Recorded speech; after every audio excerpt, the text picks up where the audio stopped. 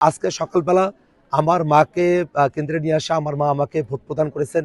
এটা দেখাটা একজন সন্তান হিসেবে আমার জন্য খুবই আনন্দের একটা বিষয়। তেমনইভাবে এই রংপুর ৪ কাউনিয়া পীরগাছা আসনের যারা ভোটাররা আছেন তারাও শাপলাকলি মার্কায় ভোট দিবেন এবং দিন শেষে শাপলাকলি মার্কা সকল প্রতিকূলতাকে অতিক্রম করে বিজয়ী হবে এই প্রত্যাশাই করছি। আমরা প্রশাসনের দুর্বলতা খেয়াল করছি। আমরা খেয়াল করে দেখছি যে অনেকগুলো জায়গাতেই আমাদের এই আসনেও আমাদের যখন ভোটের কার্যক্রমগুলো চলছিল প্রচারণা, আমাদের নারী কর্মীদেরকে হেনস্থা করা হয়েছে।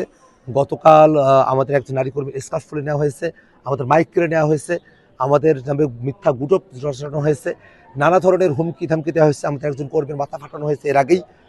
এই সব যে ঘটনাগুলো ঘটছে সবকিছু মিলিয়ে আমাদের কাছে মনে হয় যে প্রশাসন এখনো পর্যন্ত খুবই দুর্বলভাবে তাদের কার্যক্রমগুলো পরিচালনা করছেন। এই দুর্বলতা নিয়ে সারাদিন যদি চলতে থাকে সেক্ষেত্রে ভোটের ফলাফল নিয়ে একটা আশঙ্কার জায়গা তৈরি হবে, সুষ্ঠু ভোট নিয়ে একটা আশঙ্কার জায়গা তৈরি হতে পারে। সমস্ত প্রতিকূল পরিবেশগুলোকে মোকাবেলা করে যাতে তারা একটা সুষ্ঠু ভোট আয়োজন করতে পারেন সেজন্য আমরা তাদের প্রতি আহ্বান জানাই। একই সাথে আমরা যারা ১১ দলের নেতাকর্মীরা আছি, শাপলাকলির নেতাকর্মীরা আছি, আমরা প্রশাসনকে আশ্বস্ত করতে চাই যে কোনো ধরনের বিপদে বাংলাদেশের জনগণ আপনাদের নিরপেক্ষ ভূমিকা যদি থাকে আপনাদের সাথে অবশ্যই থাকবে।